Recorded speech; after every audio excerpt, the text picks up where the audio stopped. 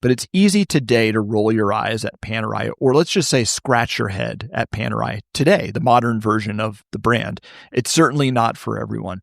But oh my gosh, through the Paneristi, the limited editions, the manufactured scarcity, the culture around straps, all of this stuff is now core to the way the enthusiast communities run, is core to the way the industry runs and its business models. And so much of modern watch collecting was really started in many ways with Panerai and the Paneristi. It's pretty profound. This is Openwork, a look inside the watch industry, a podcast from Collective Horology. I'm Gabe Riley, co-founder of Collective. And I'm Asher Apkin, co-founder of Collective. Collective Horology is an independent watch retailer based in Southern California. We carry a wide range of independent brands, including Fears, Ming, Singer Reimagined, and more. To learn about us and check out our available inventory, visit collectivehorology.com. Asher, speaking of Fears, we just got in some of the coolest Fears watches I've seen in a while. These are, and that's because I am a tool watch guy, and we just brought in the Fears Brunswick Odyssey Edition. This was a limited edition that Fears announced over the summer and has just begun delivering. We brought in a few of these. We only have a couple left. I think there's only 100 of these made. It's a limited edition watch, but it is so cool. Obviously, a lot of people love the Brunswick and love Fears, but have been looking for something a little bit sportier. And these are just so cool. So it's a Brunswick 40 with a screw-down crown with applied numerals, with numerals at the cardinal points of the dial that are luminous. And they are chock full of lume. It's got a beautiful white dial, and it is topped off with an Erica's original sort of Marine Nationale strap, which is done custom for Fears in this beautiful orange color. And it is just a really cool, really sporty, really limited Brunswick. And it's just neat. So I'm stoked that we have those. Hopefully they're still up on the site by the time this podcast goes live. And we will also put up a detailed article on that watch at collectivehorology.com/blog, so you can learn all about it. And you can learn about what the Odyssey Edition actually means and refers to, because there is a cool story about that behind that limited production watch as well. So check out the Fears Brunswick 40 Odyssey Edition. Should we talk about some other watches? What's a watch? Good question. Hopefully today we will find out, and we'll finally have the answer to what is a watch. What is watch? This is one of those rare Openwork episodes that's actually about watches. And while it's about watches, it's about the business behind these watches and the business implications of these watches. This is an episode we've been wanting to do for a while. The idea here is we are going to talk about the industry's most important watches, and we're going to look specifically at the quartz era on. So Quartz Crisis through to today. Let's call this the modern era of watches. If we wanted to talk about the most important watches to the industry, we could go very far back in time. We'd have almost too many choices. We had almost too many choices here, but we're going to be focusing on the quartz era onward. And really the focus here is on not the watches themselves, but what they meant to the watch industry. Watches that were significant and important to and fundamentally shaped and changed the course of the watch industry. And we'll come at that from a few perspectives, but this is basically about the business side of these watches. This is an episode I wanted to do for a while. You've been reticent to do it, but here we are. It's a fun one. It's August. It's summer. So let's talk about some watches. Reticent? I don't know. Okay, let's talk about some... Yes. All right. Let's do. So we'll do this snake style. We'll do it draft style. We actually Rochambeaued before we started the recording. You're going to go first, and so we'll go back and forth with you going first. I guess when there's only two people doing it, snake style is essentially it's just the way we talk, man. Going back and forth. So we'll go back and forth on this. You'll go first. I haven't seen your picks. You haven't seen mine. If we do overlap, I have a couple of extras back pocket. We'll see if we do. And if not, we've got some honorable mentions. I would say, just having done my picks here, if you could kind of try to go chronologically, at least. Starting back in the 70s? Yeah, like start, if you have anything from the early part of that period versus something that's more modern or whatever, try to go chronologically because I have the feeling we're going to be telling a story that builds kind of watch from watch potentially. At least that was how I thought about my pick. So let's do it that way so we don't have to retrace history and go back in time later on in the So we're starting in the 70s? I don't know. You tell me where we're starting. I'm going to start in the 60s because I don't follow rules, apparently. All right, starting in the 60s. But in fairness, the reason I picked this is that this is the watch that broke everything. So I want to start with the Seiko Astron 35SQ. Now, this is a watch that came out on Christmas Day in 1969. And this was the watch that fundamentally changed everything that we know about modern watchmaking, because this was the very first Seiko quartz watch. And that, in turn, was also the first commercially available quartz watch. And I think, everybody talks about the Quartz Crisis, and I think we talk about it a lot in the context of how it fundamentally impacted the Swiss business, or the Swiss watch business. But I think what people don't necessarily think about in these moments is how profound the release of a quartz caliber fundamentally was. And if I'm not mistaken, was the Astron a digital watch versus analog? No, it was analog. It was solid gold. Oh, okay. Yeah, Interesting. It was solid gold. It was quite expensive, too. At the time, it was just under 500,000 yen, which was approximately the size of like a compact car. And again, this is important to put into context because we think about quartz watches in the modern era as like an affordable solution. But of course, quartz in 1969 was cutting edge technology. And it offered a lot of things that mechanical watches simply couldn't, not the least of which being consistent and predictable accuracy over time. Do you know what the accuracy of those I do. It was were? plus minus 5 seconds a day. Okay. Excuse me. I'm so sorry. Plus minus 5 seconds a month. A month. Okay. Even if it were plus minus 5 seconds a day, in that era, that really would have been something, but holy smokes. Okay. Yeah. So this basically blows any kind of chronometer of that era out of the water. Oh, completely. And the other thing to note, too, is, believe it or not, it was actually a very short run production watch because it really kind of was a shot across the bow, proverbially speaking. There were 100 of them made. So this watch in particular, like this particular unit, the 35SQ, is a comically collectible watch if you could actually get your hands on it. Also, not for nothing, if you have a chance, go take a look at what it looked like. It's a stunningly beautiful watch, too. Yeah, we'll do show notes, and all of these watches will be in the show notes with photos and all that stuff. So I think, we can't talk about modern watchmaking until we talk about what essentially created the concept of luxury watchmaking. And what the quartz revolution, or the quartz crisis, however you want to, depending on what side of the table you're on, what it effectively spawned was a real era of self-questioning among the Swiss in particular, where they had to ask themselves like how they wanted to position what was essentially, and put your pitchforks down, but what was essentially an inferior product that was taking over the world. This was not handcrafted. There's no one, sitting in Neuchâtel and making, the components for this watch. This is an industrially made, electronically driven watch. Some might even say, who come from the perspective of mechanical watchmaking, that it was soulless, but it wasn't. And I think you can see that through the aesthetic of the actual watch itself. And what it forced was the Swiss and the luxury watch industry in general to ask itself, well, if accuracy is no longer on the table per se, and of course that changed over time, and we've gotten to a place where chronometers are actually more accurate than, have the potential to be more accurate than this watch. What do we want to be? And what the answer effectively came out to be was a luxury product. Which isn't to say, of course, there weren't upscale watches prior to 1969. Of course there were. But the entire industry essentially reoriented along that path. And the reason that happened were these 100 gold watches out of Japan. Yeah, it also put the Japanese watch industry on the map. I mean, today, sure. I think from the 70s, really the 80s onwards, Seiko, Casio, Citizen are global brands, household names. They've sold billions of watches, I would presume, in that time. If not, probably close. Yeah, I mean, certainly hundreds of millions. So this was technology that was so shocking it put these brands on the map. I don't know a ton about the Japanese watch industry going back historically, but I would imagine relative to the Swiss, it was probably something of a backwater.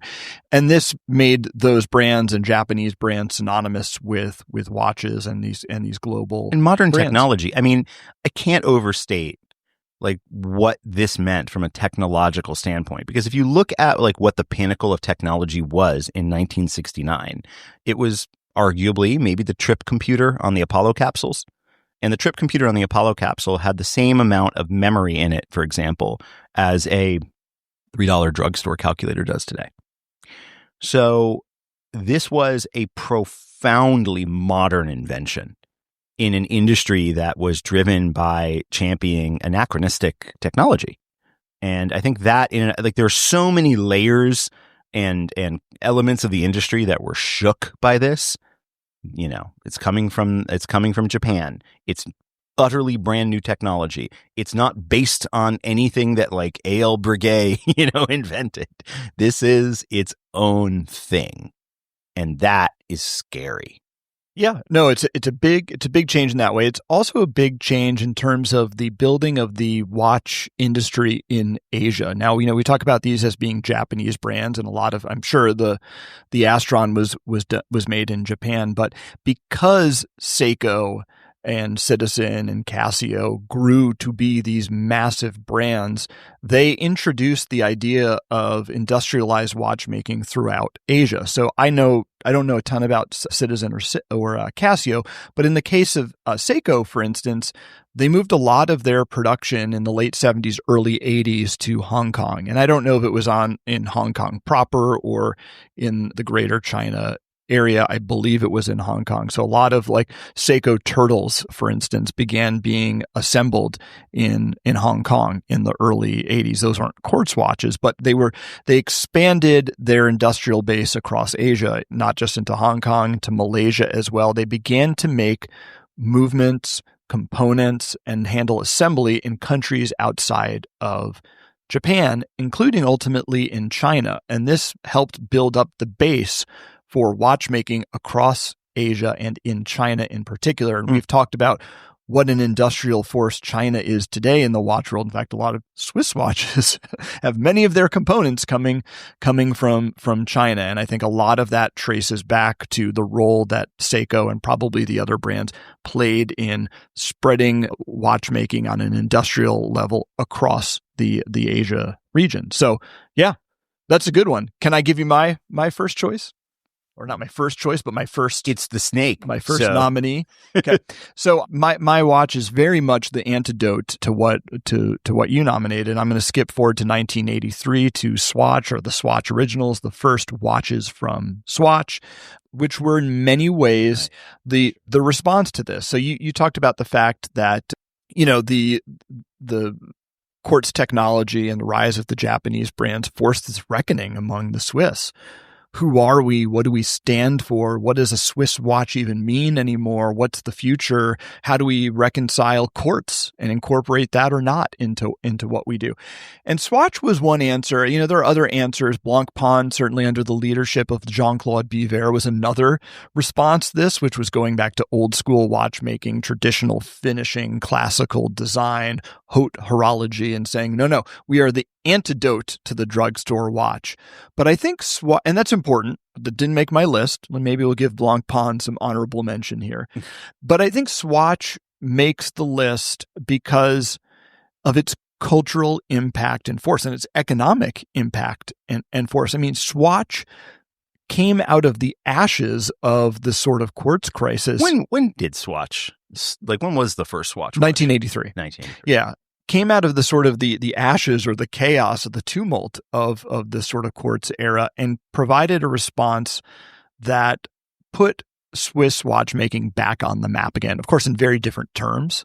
These watches were fun, they were playful, they were cheap and cheerful, but they were radical. They were radical departure for what people expected from Swiss watchmaking. They were fun. They were collectible. They were these cultural objects. They had cachet. There were limited editions. It was fun. There were artists. Keith Haring famously collaborated in the 80s with Swatch. And it basically one, people will talk about the fact that, well, it saved sort of the Swiss watch industry. But one is it reminded people that even in the Quartz era, Swiss made meant something and was still relevant and important. It also put analog watches back on the map. Most quartz watches from that era and the watches that excited people. You go back and look at some like the cool Seikos that Roger Moore wore in James Bond movies. A lot of them were digital watches. Digital quartz watches were cutting edge. They were new. They were hip. They were computer-like.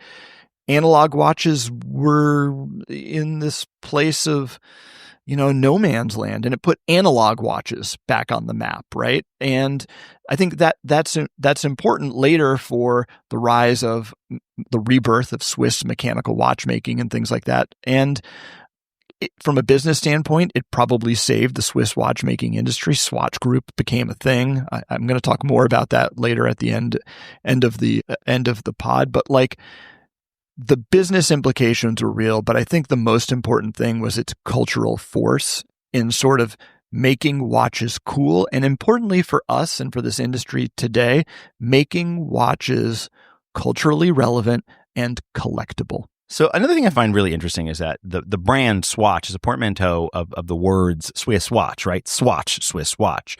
And in this same era, there was kind of just a global rebranding of what Swiss meant from a luxury standpoint, from a tooling standpoint, because there was one other major Swiss product that was ludicrously popular in the 1980s. Do you remember what that was? I have no idea. Swiss Army knives. Oh, yeah. The height of the Swiss Army knife craze and popularity was the mid 1980s. In fact, I distinctly remember as a 7 or 8 year old asking my dad for a Swiss Army knife, and much to the great dismay of my mother, some off-brand hardware store version of my dad actually bought me a proper Swiss Army knife, which I immediately sliced my hand open with, of course.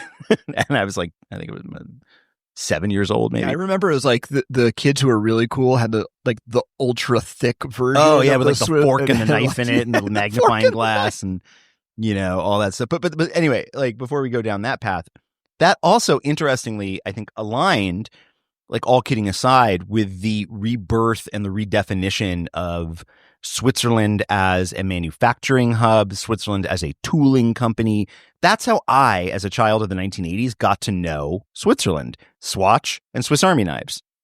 And if you think about it in those terms, those are two very powerful vectors for influencing an entire generation of people to think a Swiss-made product was good because it came from Switzerland. Well, but also I think don't underestimate. I mean, you point this out with the Swiss Army knife. I would even throw Swiss chocolate in there, right? I mean, if you asked a kid in the 1980s what's made in Switzerland, they would tell you Swiss watches or swatches.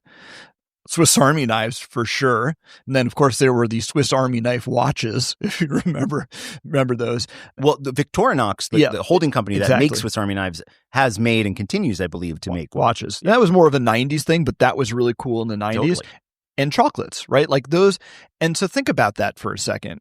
Those are widespread, mainstream, and kind of culturally cool things. Yeah. Right? It's not stuffy and serious. And so it actually starts to recast Swiss for sure. It adds to the legend and the provenance of Swiss made, right? The off-brand Swiss Army knife isn't an acceptable substitute. It needs to be the Victorinox Swiss Army knife, right? So there is this cachet for Switzerland and Swiss made, but it also makes it cool and cultural in a way that I don't really think it was before. And I think that helps watches. If Swiss made things are in the culture and part of the zeitgeist, that's a good thing for a more expensive product that is maybe less accessible and a little more stuffy, but hey, it comes from Switzerland, which has this aura around it that everyone understands. And in fact, I'm always reminded of that funny scene in, I think it's Back to the Future 2, maybe, where without getting too deep into it, the DeLorean from the future is powered by a Mr. Fusion, which when they go back to the 1950s version of Doc goes, well, here's your problem. This thing says made in Japan, and it really goes to show you how much of a halo effect technology and innovation can have on not just specific products, but just the overall perception of the value of a product coming out of a country. Refer back to our episode on Chinese manufacturing for a much greater conversation about this. But to that point, Swatch from a cultural and technological standpoint, Swiss Army knives from a material and tooling standpoint, these all added up. And don't forget Toblerone. All of these added up from a branding standpoint around what it meant to be Swiss made, why something Swiss made was presumed to be luxurious, and why a watch made in Switzerland fundamentally carries not just the and I'm not trying to set aside the technical and centuries of heritage there, but there is a brand component to it, and that these watches and these products helped rebrand Switzerland. My turn now. Please. I cede the floor to you. Here you go. Okay, so now we're going to jump ahead into the 1990s, even though this is going to utilize technology invented in the 70s. Oh man, this is perfect because my next pick is in the 90s too. This is really worked out. Who knows? It'll probably go terribly off the rails, but keep going. This is my turn, Gabe. So this one is the Omega DeVille coaxial escapement. This is a watch that came out in the mid-90s. There's a couple of things that are really important about this watch. First of all, for those who are not familiar, this was the watch that introduced Omega's now famous coaxial escapement. And for those who are not familiar, the coaxial escapement was a technology that was invented by probably one of the most famous living independent watchmakers, the granddaddy of a lot of the current generation of independent watchmakers, George Daniels. And what's so important about this is that this piece of technology became, one, integral to Omega's marketing for decades to come. The coaxial escapement has been something that Omega has spoken about for literally 25 plus years.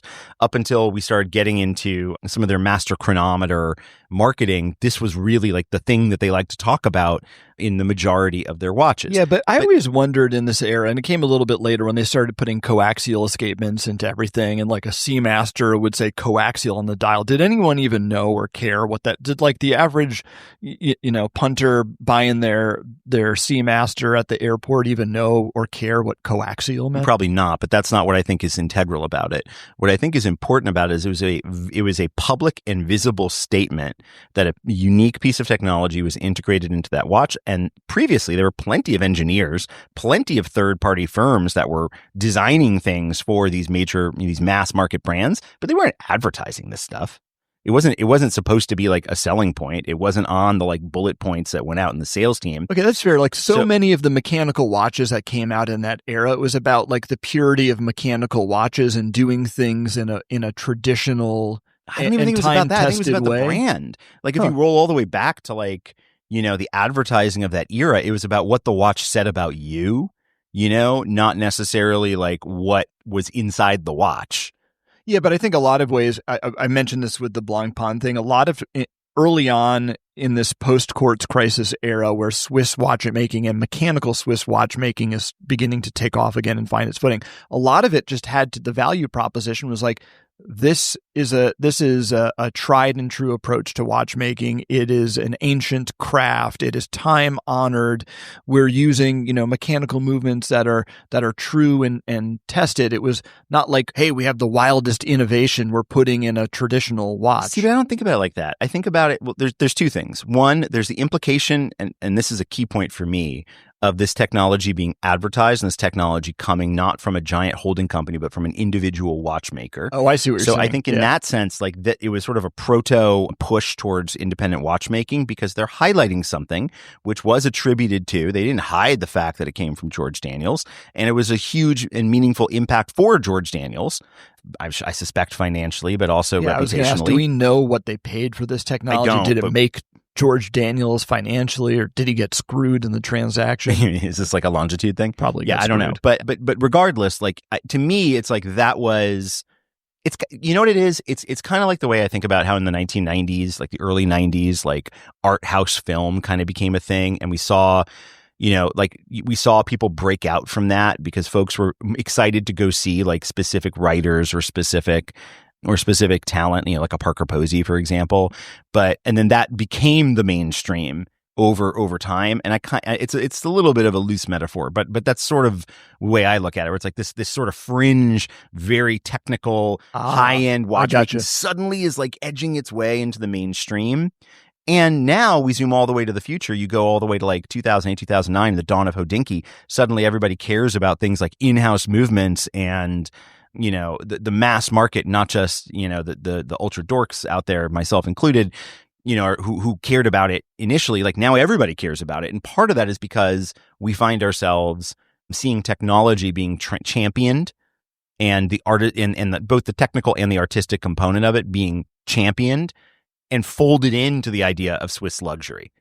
Yeah, I'd say like, because just to finish the thought, like I don't think if the coaxial escapement had come out as a foil in 1969 to 1999. No. Like I'm saying, if it had come out 30 years earlier. Oh, I see. Yeah. In 1969 as a foil to, it would have been irrelevant. The Seiko Astron, nobody would have cared. Yeah. But because the Swiss had done all that work to re-engineer and reposition what luxury meant in that space, this now added to that luxury. Oh, look at this. New technology, different finishing, interesting design. Wow. The architecture of this movement is intriguing to me, and I'm willing to pay more for it. Even though across the street, there's Seiko Astrons coming out of the ears of the newsstand vendor.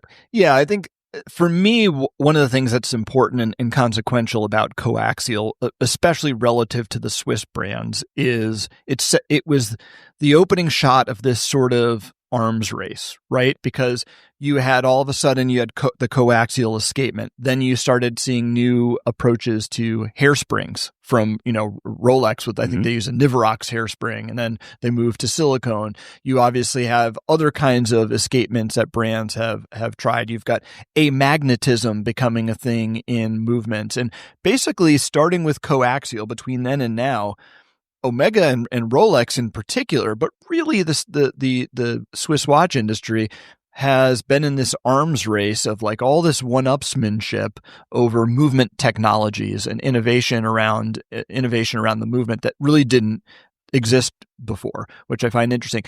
Let me ask you this. Forget the Astron for a second. Do you know what year spring drive was introduced? Because I believe it was before coaxial. If coaxial was in 1999, I would have to imagine spring drive was probably a few years earlier. It was invented originally in 1977, but I don't think there was a production one until like 99 or 2000. Interesting. Okay. So yeah, I remember there was like this 15-year gap. Oh, here you go. Yeah. The first one was 1999. Okay. Interesting. So they probably really had nothing to do with one another. I thought that maybe the first production spring drive watch was a little bit earlier than this, but they were around the same time. I was going to ask, like, do we think spring drive had anything to do with Omega using a new kind of escapement to show that, like, the Swiss can innovate movement technology in the way the Japanese were? I doubt it. Yeah. I mean, these things take also years. Spring drive was so niche. Yeah. Like when it came out, I don't think it was that. But right. Fair enough. But to your point, the fact, like the obsession with things like spring drive or different types of escapements or things like that was only made possible by the luxurization, by making the Swiss watch industry, or making the watch industry generally a luxury thing versus an everyday carry. All right. Well, I need to rewind the clock 2 years. So going slightly off the rails, but this is a very different kind of watch and a very different kind of significance and impact on the industry and really the watch community. So 1997, I'm going to the Panerai Luminor Marina PAM 21. Oh, that's a good one. Yeah. And look, I'm going to preface this by saying maybe you know more about Panerai than I do. I don't know a ton about Panerai. So for people who out there who are experts or passionate about Panerai, please don't shoot me. But again, this is less about the watch itself and more about the significance of the watch on the industry. So this was an interesting watch. The Panerai brand had been reborn, I think, in the early 1990s. And then in 1997... Although the brand, of course, goes back well prior to World War II. Of course, but it was effectively relaunched and brought back to life in a meaningful way in the early 90s, I think 1993. And then in 1997... it is acquired by the Vendôme Group, which goes on to become part of Richemont, where Panerai sits today. And it was the Vendome group that really put Panerai sort of on steroids, not in terms of like the size of the watches themselves, although maybe, or those that wore them, but in terms of its cultural relevance and the power of its brand at the time. This is the line in the sand where Panerai gets on the map and becomes a major luxury watch brand under the stewardship of the Vendome group. And the Luminor Marina, the PAM 21, I believe was a platinum model from this era to commemorate Panerai becoming part of the Vendome group. It was a limited edition of watches.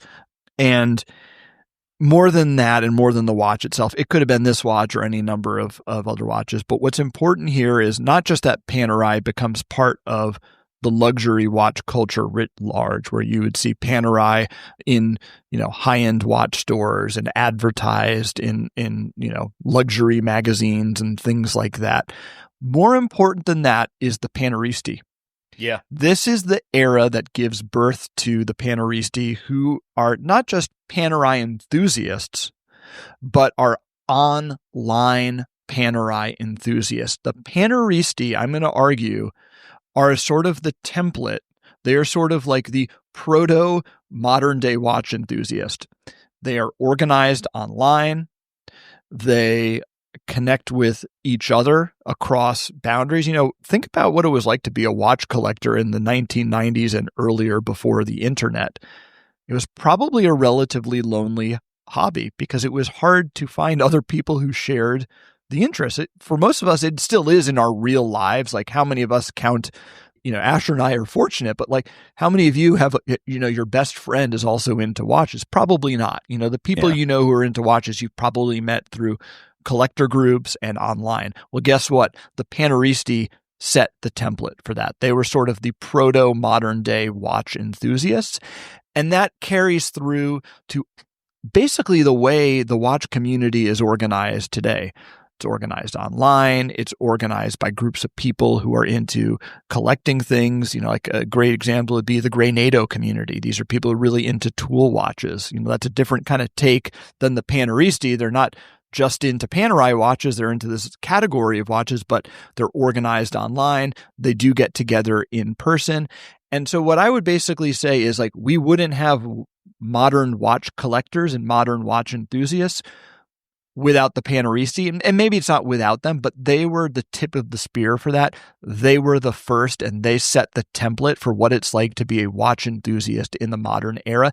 And that's why I'm putting Panerai on this list. Yeah, there were a couple other things about Panerai which I think are interesting from a business standpoint. That early Panerai, when I say early Panerai, I'm talking about like early Richemont Panerai, really capitalized off of successfully.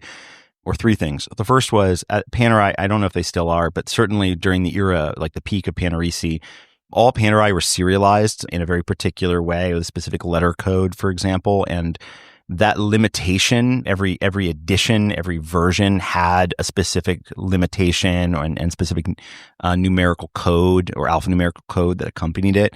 And that created this real kind of like Pokemon style collect them all energy around it that I think really drove part of what, for better or for worse, has set a lot of expectations around repurchase here within. If you're rolling your eyes at Omega for doing a limited edition, one limited edition after another on the Speedmaster, well, who set the template for that? No, not exactly. They weren't limited editions in the same way. Oh, interesting. That like we thought of like like Omega's like race to asteroid 327, Oh, that was a good one. Yeah. Sure. No, I mean, like they were limited in the sense that here was a model that they created. It was a production model that had a certain limitation per year, might have a certain limitation in totality, but it was a production model, and there were just only going to be so many of them. It's similar in the same way but still, it's finite. Okay, let me rephrase. It wasn't a themed limited edition. It was just that the product was produced it was limited in nature. Yeah, but I think that set a template for still a lot of the way the industry behaves today. Because at that time, that was a very different sort of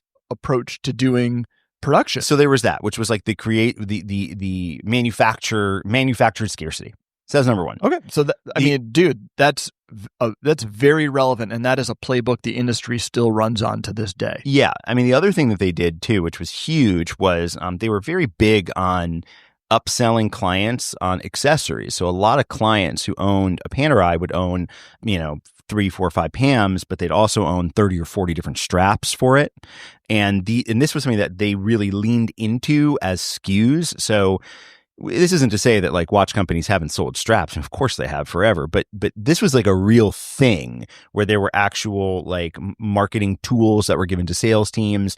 The upsell on straps was a huge component of the experience. And these straps were big. They were unusual. Like they weren't 20 millimeter straps. In some cases, these were 26, 28 millimeter straps. So these were very unique and idiosyncratic to Panerai and Panaristi. And that was a huge element, which leads to the third thing. Yeah, but are straps even still a thing? I'm kidding. I mean, there's a huge.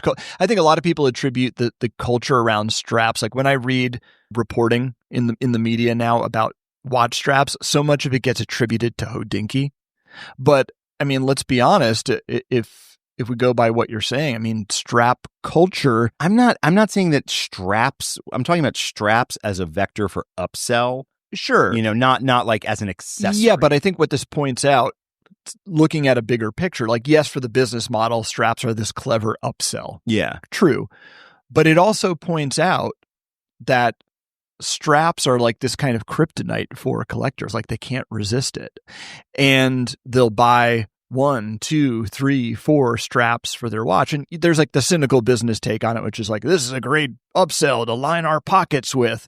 But I think it also points out in a more cultural way around watch collecting that like, whoa, straps are this thing. And like people are into them and want multiple straps of the same watch, and it changes the watch, and the straps themselves are cool and collectible, which I think we still see the echoes of today. So 100%. And then there's one other thing, which is a sort of a combination of the previous, but I think was really critical, which was Panaristi editions. Panerai acknowledged the proto collab. Exactly. Panerai acknowledged, and didn't just acknowledge the existence of a collector community, they created for that collector community. And that's a huge, huge pivot to recognize your core audience in that way, and to not just cater to them from an event or marketing standpoint, but from a product standpoint. And it also shows you the confidence that the brand had in that community, because they would produce these watches with the expectation that they would sell, which they did. And for the people who owned them, they were a matter of identity, and they were a matter of collecting pride. So Panerai in that sort of early 2000s to around, early 2010s, that kind of era there, sort of pre the Brooklyn Bridge watch debacle. If you don't know what that is, just Google it. Brooklyn Bridge, what? Yeah, it's like a whole thing. But like that one doesn't involve Chris Christie. That was a different bridge. That one did not. The George Washington Bridge, I think. That was the GWB. But it's a good reference. But my point is that era really changed, I think, the way that modern watch marketing works. Oh, yeah. When you go to the watch dealership, when you go to a watch retailer today, or you're in the mall and you pass the Panerai boutique or whatever, it's really, I've never owned a Panerai. Maybe I need to change that, but I'm just not interested, but maybe I should be. It's easy. I've owned several and I kind of love them. Yeah. Look, my point is it's easy today to roll your eyes at Panerai. I know a lot of people who have said things to me like, why is this brand even around? It's not relevant anymore. It peaked 20 years ago. We can debate all that. That's not the point. But it's easy today to roll your eyes at Panerai, or let's just say scratch your head at Panerai today, the modern version of the brand. It's certainly not for everyone.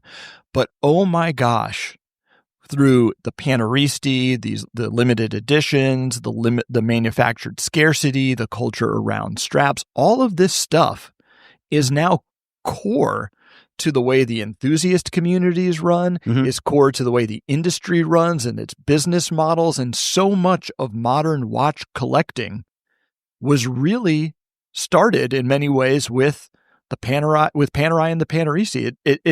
It's pretty profound. Which actually I think leads into my final choice here, which is a much more modern watch. It's a watch that came out in 2021, and that is the original Mad 1. And if you're curious about this watch's history, I encourage you to go back and listen to our interview with Max Buser from almost a year ago now about the origin story of the Mad editions. But the reason I bring it up is it from a business standpoint, one, it was a pretty significant extension of this idea of creating for a community, because of course the first Mad one was created exclusively for the tribe, so the group of people who own Mad editions, or excuse me, MBNFs, and then that created a whole fervor, which ultimately led to the modern Mad editions, which are now created at scale and available to the public, albeit by a lottery. The thing that I think is so remarkable about that watch from a business standpoint, though, is a demonstration of the power of a brand. And what I mean by that, look, all you have to do is walk around the Wind-Up Watch Fair in New York to know that there is boundless creativity in the watch world, and boundless creativity powered by Le Jeu Perret or Miyota movements. No doubt about it. Yet somehow those watches don't sell 2,500 or 4,000 at a time and are sold by lottery. That's no shade on them. Some of those watches are absolutely magnificent, but they don't sell the way the Mad edition does. And there's many, many, many reasons why. But if you boil it all the way down to like the core reason, it's that Mad editions have a very clear reason for existing and a very articulate and a clearly articulated value proposition. In other words, a brand. And part of what, even though Max himself claims that Mad Editions is not a brand. Yeah, no, you could argue that let's take the example of the watches on the showroom floor at Wind-Up. You could argue that there are watches on that floor powered by Miyota movements like the original Mad 1 was, or Le Jeu Perret or whatever, that are just as, or maybe even more creative than a Mad 1, which is certainly a wild and creative watch. But you could argue there's a ton of creativity in the price point of, $3,000 and below. However, none of them commands the cachet, the rabid interest. Yeah, we had a Mad 1S in pre-owned that lasted less than 24 hours. It vaporized. So it's not to say that I don't think the Mad 1S is more creative than any number of other watches. It's extremely creative. Sure. But it's not necessarily any more creative than a lot of watches you would see at the Wind-Up Watch Fair. Well, this is my point. And that's exactly, it's the brand that makes that difference. So it's easy to say, oh, there's no brand. It's not even an MB&F, but like it's that popular because of it. Very few people even say that because the power of the brand is clear. It's not trying to be that. Yeah. And I think this really hits home. We went from the Quartz Crisis all the way to the modern era. And to me, and again, I had you not sharpen your pitchforks once. Please don't sharpen them again on this one. I would argue that a lot of what's going to be the next decade of watchmaking will be brand driven, because we've gotten to a point now where finishing, where manufacturing, a lot of these things are accessible to companies that are seeking them out. And if you want to make a beautifully finished watch, there are third-party vendors that will do that for you. If you have an idea of a watch in your mind, there are people who will help you bring that to life more than there ever have been in this industry in many ways, because of scale technology, because of the globalization of trade, current, challenges notwithstanding. And the real thing that ultimately, in my mind, makes the difference between a brand that is has the potential to succeed and a brand that may fade into irrelevance is a clear and articulated purpose that is beyond just the definition of its production. I see where you're going. Yes. Okay. I get this totally. The major holding companies, whether it's Richemont Group, Swatch Group, LVMH, have typically organized the brands in their portfolio to fit into price points. When I was doing some research on this, we looked at a ton of different watches and their consequences, and in doing so, I did some research on the Richemont Group, which really kind of innovated the idea of brand positioning and having very tidy and very well organized brand positioning within their portfolio of brands. And the way they organize their brands is effectively by price point. There's some overlap here and there, but like you think about Swatch Group, it's like on one end you've got Tissot, then you work up to Longines, then Omega, then Blancpain, then Brigade. There's obviously stuff in the middle and some overlap, but the watch brands in the modern era have been organized by price point. And what something like the Mad One does, and Max Busser writ large does, is he's like, no, brands aren't defined by price positioning. They're defined by an idea and by creativity. So let's look at another brand that breaks that mold, Ming. You can get a Ming that is exceptionally finely finished in precious metal with a haute horology movement for tens of thousands of dollars. You can also buy a monolith for like $4,000, right? It's not a brand, but both are clearly Mings. They're not defined by price positioning. They're defined by a creative idea, an approach to watchmaking, a design language that is appealing and meaningful, whether you choose to get into that at $4,000 or $40,000 or more. And that starts to break the way the industry is organized and thinks about how to manage brands. Yeah, exactly. All right, I got to go slightly back in time for mine. I got to go back to 2001, but wouldn't you know, Max Busser makes another appearance. And but it's on a topic we haven't really talked about yet. There's some overlap on things, and this is the Harry Winston Opus 1. And the Harry Winston Opus 1 was a watch that essentially was creative directed by Max Busser. So Max joined Harry Winston. The concept of the Opus series Yes. is Max's. Harry Winston hired Max Busser at that time away from Jaeger, JLC, to oversee their what? Jaeger. Jaeger. Okay. to oversee their watchmaking. And the Opus 1 was the first sort of project that Max brought to life. And it wasn't just a fancy Harry Winston watch. It was actually a collaboration. So they invited Francois Paul-Journe to make this watch for Harry Winston. And of course, there was an Opus 2 and an Opus 3. And in doing so, Max and Harry Winston worked with watchmakers like Kari Voutilainen, Openwork. The list goes on, a who's who, a modern who's who of independent watches. And back then, those watchmakers and their names and their brands weren't on the map the way they are today. And so what I would argue is this did several important things. I mean, one, it gave rise to Max Busser, who is a major force of not just of creativity, but in terms of the industry and the business of watches. It put independent watchmakers and independent watchmaking on a pedestal. Think about the power of the Harry Winston jewelry brand in the year 2001. This was the cock of the walk. This was the high-end jewelry brand of its time. It still really is. And they were taking these little-known independent watchmakers and elevating them to the highest level of watchmaking and the highest level of jewelry. And that was a very provocative, a very bold, and a very untested move. And so it not only put those watchmakers on a pedestal, but it put independent watchmaking on a pedestal and really brought, what was a backwater of watchmaking into the limelight on the highest stage possible in the industry.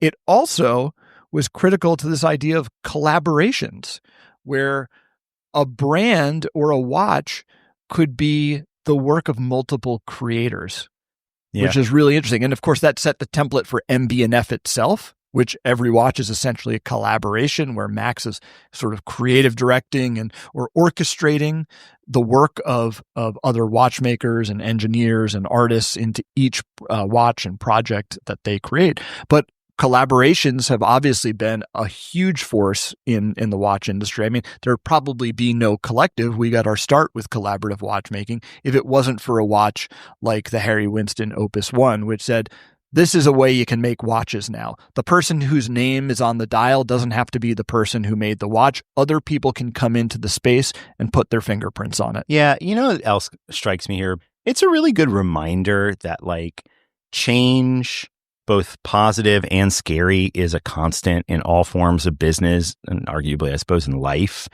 And like when we run it, whenever I think we feel frustrated as collectors or an industry that maybe we're not seeing the innovation that we want to see, or we're not seeing the creativity, or some other component of challenge or issue or what have you has come up. For a multi-century old industry, it's seen all this stuff before. And it's come up with creative solutions to it every time. And sometimes the industry may end up going in directions that it didn't expect, or it may end up going, it may be caught completely off sides, like, you know, the Quartz Crisis, or, you know, erratic tariffs or what have you. And it's, I think, very positive and exciting to be reminded that none of this is new. And things can come out of nowhere to break the mold. Which I think leads into the executive that... Well, before we do executive, I just want to do quickly honorable mentions. We're going to, in doing this, we're like, you know, we should look at a couple of executives who we thought really defined the industry as well, because personalities come up here. But real quickly, I just want to rattle off a couple of honorable mentions I think we're remiss not to mention. One is the Apple Watch. I mean, this is the number one selling watch in the world. Another one I had was Paul Newman Daytona. This was a watch that I think really, it was a shot across the bow. I mean, well, it changed the auction industry. It changed the auction industry. It put Rolex on the map in the widespread culture. I can't tell you how many people who knew nothing about watches talked to me about that watch. Like, oh my God, I heard this watch sold for $17 million. And this was sort of like the opening shot of kind of Rolex mania that went into COVID. And then I had the Omega Seamaster Professional 300M, which I think was an interesting template for modern watch marketing through James Bond. Obviously, Jean-Claude Biver was behind the marketing of that watch and set a template there. So I think those watches are important. I just picked the others for the reasons we stated. Was there anything else that came to mind for you that's worth mentioning or acknowledging is an important watch? I mean, I think there are a lot of them, and we could probably do another episode about this, but just keeping it tight. Well, now we can't. I just did the honorable mentions. Like, yeah, it showed my cards. I mean, listen, there are so many. I honestly, any iconic watch arguably could qualify for this, right? The Submariner, the 50 Fathoms, the Moon Watch. Well, some of those wouldn't qualify because they predate our era. Sure, but I'm just saying in terms of watches that have fundamentally like impacted or had a critical business, you know, I mean, hell, Breguet's subscription pocket watches, you know, like there's always been these like throughout the time. So maybe what we should do is throughout history. So maybe what we should do is look at different eras at one point and break it down that way. But well, now we can't do that because you just gave away all the answers. Yeah, well, you know, I mean, start all over. There's 47 episodes. We'll just delete that part. Okay. Executives. We got to move on to executives. So from an executive standpoint, from my side, I picked Günter Blümlein, who is, I think, whether you know who he is or you don't, probably had a pretty significant impact on your experience of collecting or the watch industry in the 90s all the way through to today.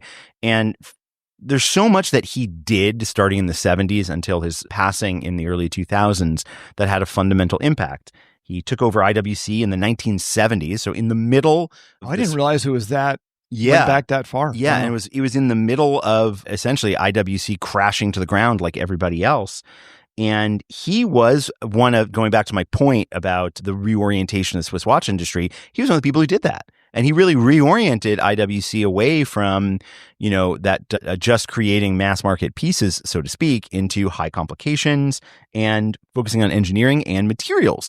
Ceramic watches became a thing at IWC under him. The Da Vinci Perpetual Calendar, which was a combination of also ceramics and high technology, was a thing under him. He was responsible in the 1980s for the resurrection of Jaeger-LeCoultre. Was he involved in a Longanzona as well? Yeah, well, I was getting there. Okay. So he was responsible at JLC for heritage reissues like the Reverso, for example. So now that we think about the Reverso being utterly synonymous with JLC, that's Günter Blümlein. And yes, as you pointed out, after the reunification of Germany, one of the first things that came out of that from a mass luxury standpoint was the recreation and resurrection of a Longanzone, which was a company which, like so many others, was essentially ripped apart during the era of East and West Germany. And he partnered with Walter Lange to bring bring not just A Lange & Söhne back, but really like the recreation, the revitalization, the funding of A Lange & Söhne was a huge component of the revitalization of Glashütte, just in general. And now when we think about all of the brands that have a home in Glashütte, and the fact that name is recognized and synonymous with high German watchmaking globally is in I would argue in large part the Günter Blümlein. And that was a wildly risky launch, A Lange & Söhne, at the time they did it. Because think about what they launched with. And those were the Datograph and the Lange 1. I mean, it was a bold move. So these were two bangers of a watch, one of which was extraordinarily complicated. And I'm sure a lot of people, more casual collectors or people in the world, that much for a German-made watch? What? Well, some, and others were huge believers. Of course. I mean, Leon Adams, for example, at Cellini was the first U.S. retailer of A Lange & Söhne. And so there, it goes to show like there are people out there who are willing to take risk and lean in when they see something incredible. But if you really zoom out, and that's only part of what he did with his career, but if you really zoom out and you say this man essentially reoriented IWC into the direction it's still in many ways walking today. Yep. He reoriented JLC into, again, a direction it's still walking in today. Yep. And I mean, A Lange & Söhne is nothing if not consistent. The Datograph and the various sons and daughters of that watch are still in regular production. So what is the through line across the IWC, JLC, and ALS Make the case, Asher. Make the case. High quality luxury watchmaking being redefined as a high-end ultra luxury product, as an ultra precise mechanical product, not just an everyday product, an everyday wear, which was the downfall, arguably, that led to the Quartz Crisis. Yeah, now I bet a lot of people thought one of us is going to pick, and spoiler, I'm not picking this person, one of us was going to pick Jean-Claude Biver, and most people are very familiar with his accomplishments. And his cheese. Yes, but Günter Blümlein is sort of the yin to his yang. Yeah. He is a much more low-key person, much more methodical. He set brands on a long-term course, where Jean-Claude Biver is more known for kind of marketing and gimmickry. So it's an interesting choice. It's the connoisseur's choice, Günter Blümlein. Oh. So I was going to do Nick Hayek Sr., Nick Hayek Classic, the man original of many watches. Nick Hayek. Yeah, if you haven't seen those photos of they're great. If you get Google image Nicholas Hayek Sr., and there's some great photos of him just wearing gobs of watches on both wrists, which are cool. I was going to pick him. As I researched him and his significance, of course, he was the guy who basically created or organized, pulled together the Swatch Group, Swatch watches, all those brands. We talked about the fact that, Swatch really set the template for how you organize a house of watch brands and in terms of price positioning, which is the template all the other major holding companies have done.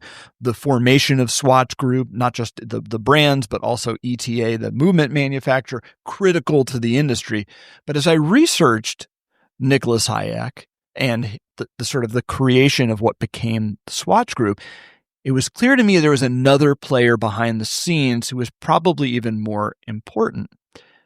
That is the Swiss government, the Swiss federal government. Hayek was basically brought in to liquidate a bunch of failing watch brands and their assets. And he was given a mandate by the Swiss federal government to combine two holding companies at the time, which together became the Swatch Group. So ASUAG, pardon my French, Asher, don't even attempt it. But this was one holding company that included brands like Tissot and Rado and Certina. So obviously that's still a key part of of Swatch Group. And then SSIH, which was essentially Omega, Longines, and Lemania. He brought those two groups together. But this was provoked by the Swiss federal government. They basically gave him the mandate. You need to combine these organizations and figure out what to do with them. Had it not been for the hand of the Swiss government in this, we wouldn't have had the creation of what became the Swatch Group. We wouldn't have Swatch watches. We wouldn't have the template for the way these companies are organized and managed today. And wouldn't you know it, at the crossroads we're at in the industry now, who is playing a critical role in the future of the industry with respect to tariffs, which we talked about on last episode? It's the Swiss federal government. So they are critical to the industry, and they have had a heavy hand, or maybe not a heavy hand, but they've had a guiding hand on the industry, and they still do we've certainly today. seen the same here in the U.S. with the automotive industry, for example. Yeah. So most important executive, the Swiss federal government. I don't know if that really counts, but that's what I'm going with. Well, I think that's just about a wrap for us. But as far as some things coming down the line, we will have another episode in 2 weeks and then a special episode following that shortly, live from Geneva Watch Days. Yeah, maybe we'll have representatives of the Swiss federal government on our special podcast. Probably not, but we'll be at Geneva Watch Days. We'll have plenty to talk about. We'll of course be talking about what's going on the ground and the industry's scuttlebutt, and we'll probably talk about some cool watches as well. Before we hit the outro, what hotel will you be thrown out of this year? I'm not going to get thrown out of any hotels. Famous last words. I don't know. What do you think? Do you have some prediction? Tune in and find out. All right. Well, yeah. Tune in and find out. All right. Well, thanks so much for listening. Openwork is, of course, a production of Collective Horology. You can find us online at collectivehorology.com. And to get in touch with your suggestions, your feedback, your questions, your significant watches, just email podcast@collectivehorology.com.